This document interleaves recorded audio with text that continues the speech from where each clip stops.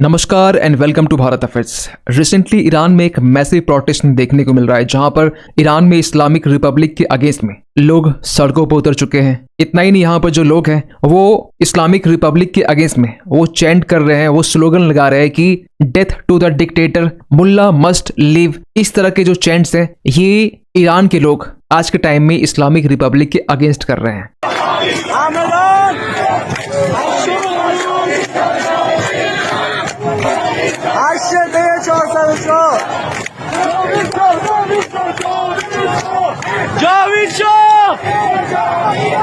Means आज के time में ईरान में एक मैसिव एंटी रेजिम देखने को मिल रहा है, जहां पर प्रो शाह जो 1979 से पहले रूल किया करते थे ईरानियन रेवोल्यूशन से पहले, और प्रो पहलवी राजा, इन्हें यहाँ पर लोग सपोर्ट कर रहे हैं। खैर, ईरान की तरफ से जो वहां के जो प्रेसिडेंट हैं मसूद पेजेस्कियन, इन्होंने आज से एक वीक पहले ये कहा था कि we are in a full scale war. इन्होंने कहा कि यूएस, इजराइल और यूरोपियन कंट्रीज ये नहीं चाहते कि ईरान जो है वो स्टेबल रहे, यहाँ पर शांति बनी रहे। खैर, ईरान में जो रिसेंटली प्रोटेस्ट देखने को मिल रहा है, इसके पीछे रीजन क्या है? क्या यहाँ पर यूएस और इजराइल इन्वॉल्व है, या फिर इसके पीछे ईरान डोमेस्टिक रीजंस रिस्पॉन्सिबल है? क्योंकि आज से 3 साल पहले भी 2022 के टाइम में हिजाब को लेकर कंट्रोवर्सी हुई थी, जिसमें मासा अमनी की डेथ के बाद में जो प्रोटेस्ट है वो और भी तेज हो चुका था। इवन कि इस वीडियो में हम लोग ये भी बात करने वाले हैं कि जो रिपोर्ट्स है जिसमें आज के टाइम में 70% से भी ज्यादा जो ईरान के लोग हैं ये इस्लामिक रिपब्लिक को पसंद नहीं करते हैं, लेकिन इसके बावजूद भी यहाँ पर ईरान में रेजिम चेंज नहीं चाहते हैं। खैर, जिस तरीके से एक बार फिर से जो वेस्ट एशिया है ये सुर्खियों में आना स्टार्ट हो चुका है, इसके पीछे एक रीजन और भी है कि इजराइल की तरफ से रिसेंटली यूएस विजिट की जाती है, ट्रम्प से एक मीटिंग होती है और एक बड़ी डेवलपमेंट निकल के आती है, जहां पर पेंटागन की तरफ से इजराइल को 25 F-15 जो फाइटर जेट्स है ये दिए जाएंगे, जो इजराइल 1979 के टाइम से यूज कर रहा है ईरान और बाकी प्रॉक्सी ग्रुप्स के अगेंस्ट में। तो यहाँ पर यह कहा जा रहा है कि यूएस और इजराइल के बीच में $8.6 बिलियन का एक कॉन्ट्रैक्ट साइन किया गया है, जिसमें यूएस का जो बोइंग है ये F-15 फाइटर जेट्स जो है, जिसका एडवांस वर्जन इजराइल यूज करता है, इसे यहाँ पर बिल्ड करने वाला है। सो इन्हीं सब चीजों को लेकर हम लोग इस वीडियो में डिटेल से बात करने वाले, लेकिन बात करते हैं शुरुआत से। देखिए, ईरान के जो तेहरान है, तेहरान जो ईरान की कैपिटल है, यहां से लेकर इस्फहान, सिराज, मशाद, हमादान और केशम, अगर आप मैप में देखेंगे तो ये जो मशाद है, हमादान, इस्फहान, यहाँ पर एक बड़े नंबर्स में जो प्रोटेस्टर्स हैं ये इस्लामिक रिपब्लिक के अगेंस्ट में प्रोटेस्ट कर रहे हैं। और जो विजुअल सामने निकल के आ रहे हैं जिसमें हजारों की संख्या में जो लोग हैं वो स्ट्रीट पर उतर चुके हैं। इवन की सोशल मीडिया में इसको लेकर काफी वीडियोस देखने को मिल रहा है, जहां पर यह कहा जा रहा है कि जिस तरह आज के टाइम में ईरान में लोग इकट्ठा हुए हैं इस्लामिक रिपब्लिक के अगेंस्ट में, ये अपने आप में एक हिस्ट्री है। और जो डेमोन्स्ट्रेटर्स हैं, चाहे ईरान के बाजार मर्चेंट से हो या शॉपकीपर्स हो या फिर स्टूडेंट से लेकर वर्कर्स हो, ये सभी लोग आज के टाइम में एंटी रेजिम स्लोगन्स को ही चेंट कर रहे हैं, जिसमें एंटी रेजिम के अगेंस्ट में स्लोगन्स लगा रहे हैं, जिसमें कहा जा रहा है कि मुल्ला मस्ट लिव और डेथ टू द डिक्टेटर। क्योंकि अगर आप ईरान का पॉलिटिकल सिस्टम देखें तो ईरान का जो सुप्रीम लीडर है आयतुल्लाह अली खामेनी, जो प्रेसिडेंट से लेकर जो मसूद पेजेस्कियन है, वहां से लेकर जो मीडिया है, जो पार्लियामेंट है, जुडिशरी, मिलिट्री, हर एक चीज को यहाँ पर सुप्रीम लीडर कंट्रोल करता है। सो ईरान में ये जो प्रोटेस्ट है इसके पीछे इकोनॉमिक एंड पॉलिटिकल दोनों रीजन यहाँ पर शामिल है। वैसे आज के टाइम में सोशल मीडिया में जो ईरानियन अमेरिकन जर्नलिस्ट है मसीह एलिनजाद, जिनके ट्विटर हैंडल में काफी वीडियोज आप देख सकते हैं, और इन्होंने यहाँ पर यह भी कहा है कि जो प्रोटेस्ट आज के टाइम में ईरान में हो रहे हैं, this is the voice of a people who do not want the Islamic Republic. फिर इन्होंने यहाँ पर नीचे ये भी लिखा कि here the voices of unarmed people who have taken to the streets, क्योंकि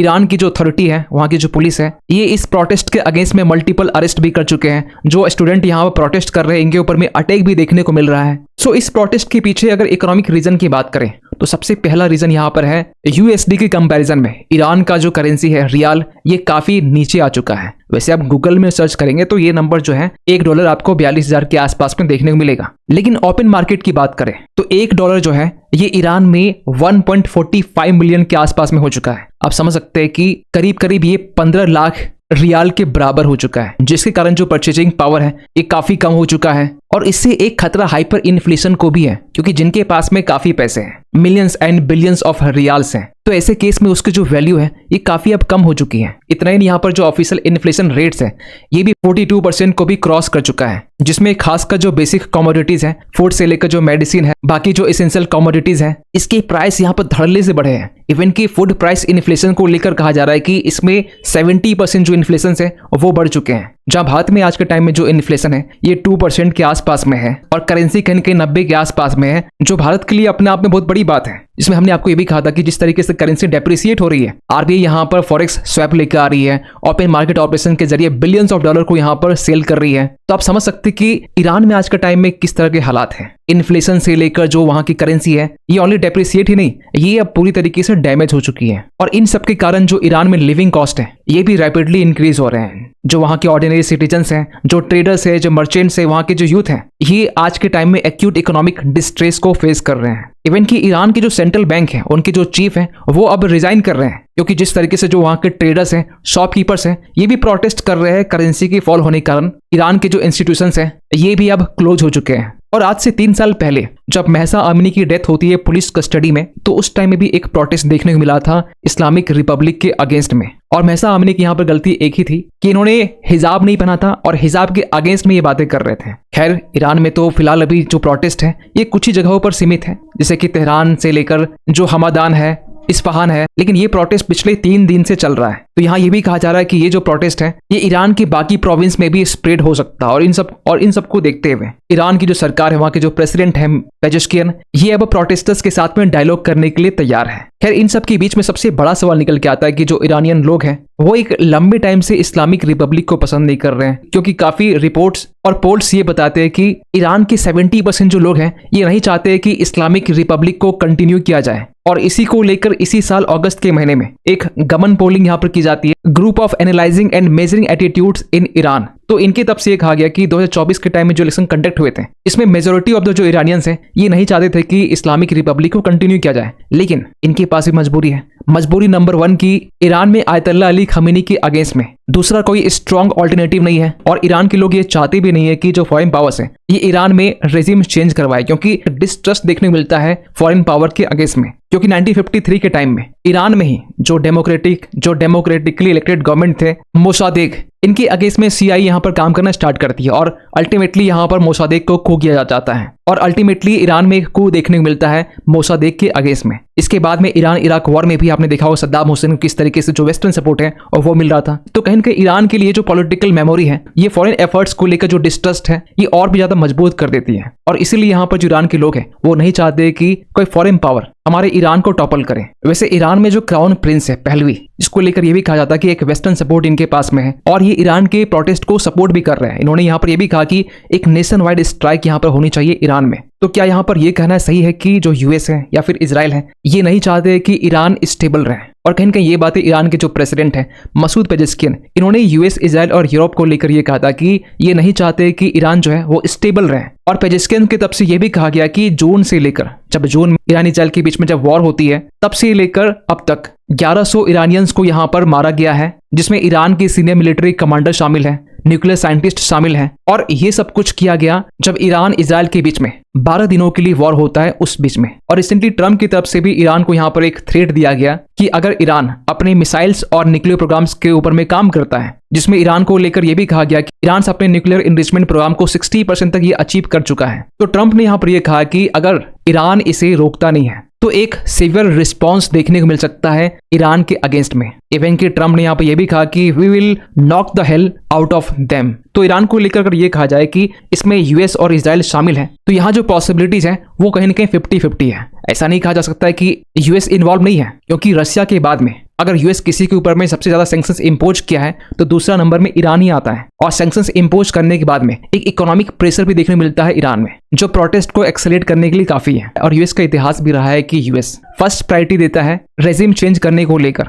जहां यूएस को लगता है कि किसी देश की सरकार यूएस के अगेंस्ट विचारधारा रखती है तो यूएस सबसे पहले रेजिम चेंज करवाता है। एग्जाम्पल बहुत सारे हैं। और अगर यूएस का इससे काम नहीं होता है तो यहाँ पर सेकेंड ऑप्शंस को चूज करता है, मींस वार्निंग से लेकर अटैक यूएस ये कंडक्ट करता है। तो ईरान के केस में अगर डोमेस्टिक फैक्टर्स को हटा दिया जाए तो कहीं न कहीं ये भी सही नहीं है, क्योंकि 1979 के टाइम से ही जब ईरानियन रेवोल्यूशन आता है तब से लेकर अब तक ईरान में सुप्रीम लीडर ही रूल कर रहे हैं। और रिसेंट के जो प्रोटेस्ट हैं ये इस्लामिक रिपब्लिक के अगेंस्ट में है, इकोनॉमिक के अगेंस्ट में है, रुपया किस तरीके से फॉल रहा है इसके अगेंस्ट में है, वुमेन के राइट्स को लेकर है।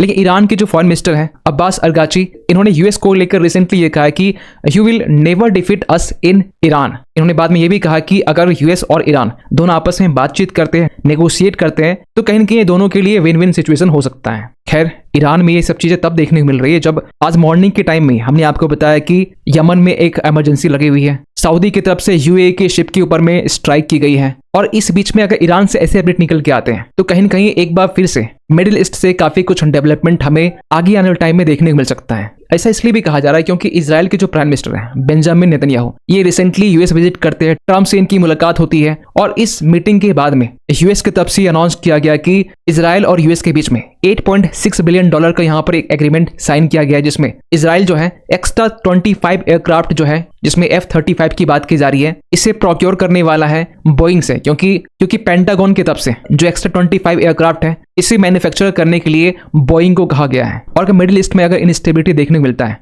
तो इसका एक इम्पैक्ट हमें इंडिया के ऊपर में भी देखने को मिल सकता है, क्योंकि जो चाबहार पोर्ट है जो इंडिया के लिए स्ट्रेटेजिकली काफी इंपॉर्टेंट है, खासकर अफगानिस्तान से कनेक्टिविटी के लिए और सेंट्रल एशिया से कनेक्टिविटी के लिए। तो अगर ईरान में प्रोटेस्ट बढ़ते हैं और अगर रेजिम चेंज होता है तो इन सब का जो इम्पैक्ट है हमें चाबहार पोर्ट के ऊपर में भी देखने को मिल सकता है। खैर आप क्या सोचते हैं पूरे अपडेट को लेकर, कमेंट कीजिएगा। मिलते किसी अगले वीडियो में, तब तक के लिए थैंक यू सो मच।